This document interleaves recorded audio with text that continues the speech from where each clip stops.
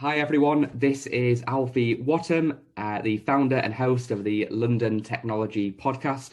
Welcome back, where I interview the top digital and technology leaders across London and the wider UK. Today we're joined by a special guest, Nick Hunn. Thanks so much for joining us, Nick. Great to be on. Awesome. Now, for those that don't know, Nick, could you start by just telling us a little bit about yourself, about your background, and about what you're currently working on? I still call myself a physicist, although I think as with a lot of technology, I haven't done a lot of obvious physics in probably the last 30, 40 odd years. I basically like making things. I've always liked making things. And I mean, that's led me through a fairly diverse range of companies that I've worked in. I've sort of worked on everything from laser gyroscopes, plasma physics, sperm and embryo freezers, a lot of work with wireless and the IoT, where we developed wireless modules, which literally went into everything from sex toys to snowplows. For the past sort of 5 or 6 years, I've been leading the development of the next Bluetooth audio standard. That's initially driven by the hearing aid industry, so looking at how to make really low power audio, but also allowing you to do Bluetooth that you can actually share with different people. So very much a mix, both developing. I've had a couple of my own companies, which we worked successfully with, but also helping other companies and people learning, as I just like making things. And I really like the enthusiasm of people that have that same vision of wanting to go out and make something. I think that's clear by your background, by the workshop that you've got there and that sort of thing. Well, I've got, you can probably see it's an old Victorian servant's bell that I'm converting to Bluetooth as a sort of pet project. That is awesome. That actually sounds like a lot of fun. So you've been in the industry for a while, Nick, as a founder, as a CTO, and so on. What advice would you give to people that are perhaps starting their tech journeys, or maybe they've been in tech for a while and they want to get to your level one day? You know, what advice would you give to those types of people? I think the one thing I'd say on tech is you need to enjoy what you're doing. If you like creating stuff, you want to do something that you enjoy. Don't feel you need to be a specialist. I mean, I've worked in lots of different areas, and the reality is that most of the underlying tech is really quite similar. It's about solving problems. There's a lovely line from one of Kurt Vonnegut's novels that if you show me an expert, I'll show you someone who's found a hole to hide in. That try to be broad, particularly if you're running a company. Work with interesting people. I mean, always recruit somebody that you think is smarter than you, because they're much more fun to work with. And just go out, talk. The really big thing is talk to your customers. They're the people that actually know what should be in your product, often far more than you do. And just go discuss it, think stuff through, and be open to new ideas. Make it fun. And I see so many companies where people are slogging away and you think you've actually forgotten the reason you started this company is you used to enjoy it. Make sure you keep on enjoying it. Steve Jobs used to repeat that advice at every opportunity, really, where he was saying that if you don't love it, if you're not really passionate about it, then when it gets tough, which it will inevitably get tough, you're going to give up and you're going to put it on the back burner. So the people that actually have that, real passion and purpose in what they do, they're the ones that stick through when the difficult times happen, right? It's interesting what you said about. So you're more of a subscriber of not necessarily being a generalist, but being a master of a couple of different areas as opposed to one. Is that what you would say? Very much. It helps you to put stuff into perspective. I just find that having that breadth, I mean, one of the things you always need to do when you're starting a business is understand how you're going to make money out of it, which is basically your business model. And I spend quite a lot of time being asked to come in by companies to talk to them about their technical strategy. And almost without exception, I find that after the first few hours, I'm not talking about the technology, I'm talking about the business model. Because companies have just got blinded by how clever they think their technology is and lost sight of how they're going to make any money out of it. And that's the whole aspects of how you're going to make it, who is going to buy it. So quite a lot of the time of, are there already competing products on the market, often at half the price of what you're planning to do? So too much specialism, I mean, this isn't just in developers, but it's in the CEOs, it's in everybody else. Understand what else is happening around you. As I said, talk to customers. You'll often find they're the ones that can fine tune your vision of what you're doing to turn you from just being into a good idea into a great idea. So I do think specialism can be quite dangerous. Do have that breadth. I mean, with any startup, you'll probably start doing everything yourself, simply because there's only one or two or three of you. But never forget that as you grow, that if you can't do virtually any job in your company, you're missing the fact that you may not be doing it well because you don't know how to talk to that person. So I think it's just a great thing. Just be general. I mean, in many ways, just it's be humble as well. Admit you are not the brightest person in the world, and everybody else around you helps to contribute to the value of the company that you're generating. I think that's great advice. Yeah. I work with so many startup founders that raise a lot of money, and they go out there to, as well as the podcast, I lead and run a recruitment digital business, and we're happy to supply them with a team and grow their business. But oftentimes, if they don't really understand each core component of the business, then ultimately they're probably not going to succeed. They're going to be out competed, out hustled by somebody else that's got more of a knowledge advantage, really. So yeah, it's interesting food for thought. And on the topic of innovation, Nick, and cutting edge technologies, is there anything at the moment which you're passionate about, excited about, which you think will have a big impact on the future ahead? I'm obviously passionate about what I work on at the moment, which is developing the next generation for Bluetooth audio. I find it fascinating the way that we as humans have become addicted to music.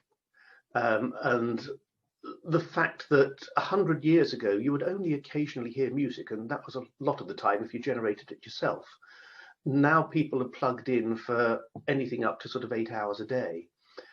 And a lot of what's happening in audio is going to allow us to change the way we use that, how we share it, how we compensate for it, because one of the side effects of listening to more and more music and loud music is simply that you'll develop hearing loss, and we need to find ways of remedying that. In a way, the hearing could be sort of the next diabetes. It's a bit like obesity. Give us food, we eat it, or eat too much of it. Give us music, we listen to too much of it too loudly. So understanding how we're going to do that. Voice is coming back. We now talk to things. We have our voice assistants. And as voice recognition gets better, we will spend far more time doing that. And the way that's going to impinge on the whole of society and what we do. And there's a lot of interesting anthropological research on just what digital screens have done for us, and sort of lack of communication with children. So you see sort of 13, 14-year-olds often behaving socially like 5 or 6-year-olds used to. How that's going to change with the way we use voice fascinates me, and it's not just about tech, it's about the way we use it. So yeah, I'm passionate about that at the moment, but I get passionate about anybody that comes along with an interesting new idea. It's the old thing of, is it interesting? Is it fun to do? Is it fun to talk about? Right, let's do it. Yeah, I'm exactly the same. Shiny object syndrome from time to time. I see something that looks cool and I'll chase after it. But yeah, what you mentioned clearly will have a massive effect on the world. Both negatively in terms of people over consuming audio and losing hearing, and then positively when you and the team fix it and allow everybody to become cyborgs and whatnot. Yeah, the one sad thing about hearing loss at the moment is we can't fix it. Yeah. Whereas glasses can restore your sight exactly as it was. Once you've damaged your ears, that's it. There's lots of people working on gene therapies to do that, but the sad reality is if you've lost your hearing, you've lost your hearing. Well, what's the best it can currently get to?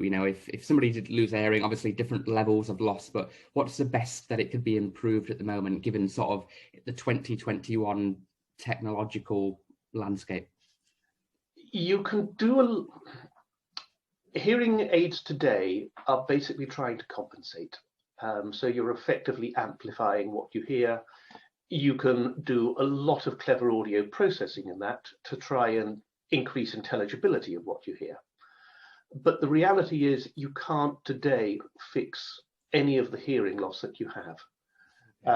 And the more you lose it and the more you need to amplify it, the more that in itself may also cause damage.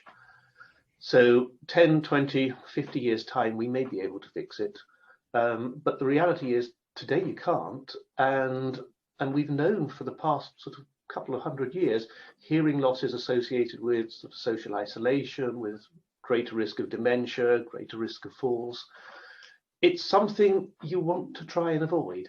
Now we can help with that. Noise cancellation helps. It means you don't have to turn the music up so loud. But it is, as I say, it's a bit like if you see lots of fast food in front of you, you should say, there's a point I stop, otherwise I am going to be obese. The same is true of your ears.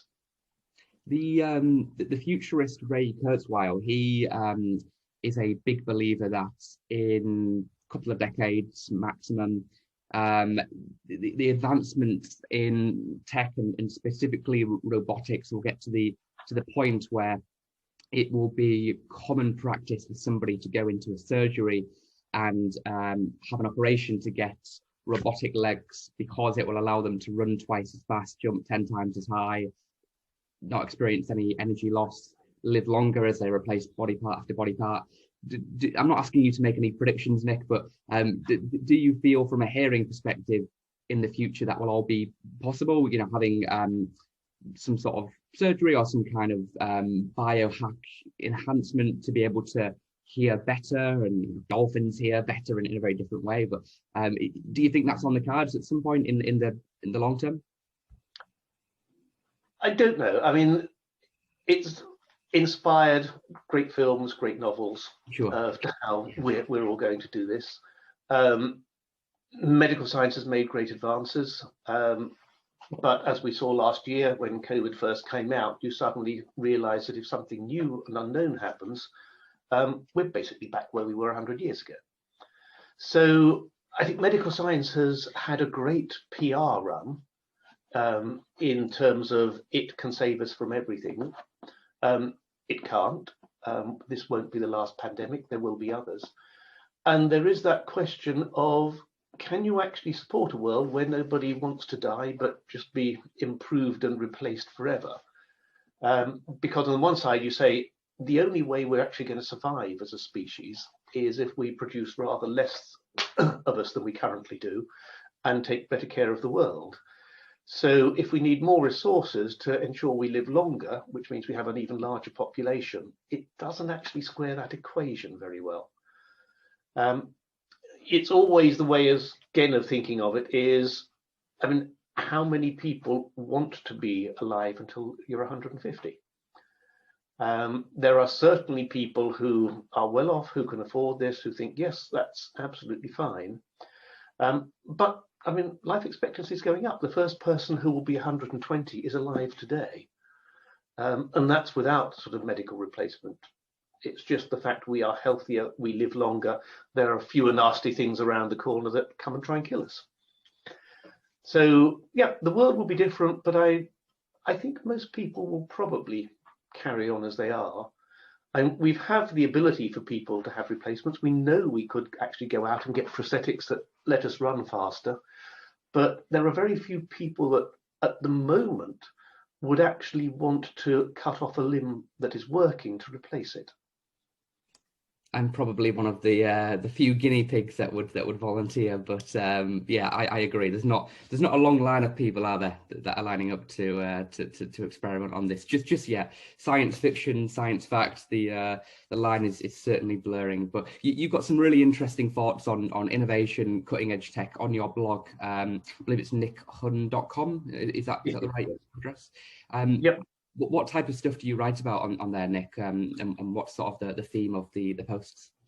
It's generally about things I'm working on. So a fair amount about, obviously at the moment, sort of audio, hearing aids, hearing loss. I like to try and write about the use and the social impact of the technologies, because to me that's always an important part of developing something. I've done a lot of work with the Internet of Things. It remains still quite a nascent technology. It is really, really hard. I mean, I've been with one company where we did a full end-to-end IoT development. That was sort of looking at energy monitoring and management and then data analytics. And you need so many different disciplines to put together to make the IoT work. And you realize you'll get the various sort of leads in all of those technology departments together, and they all speak totally different languages.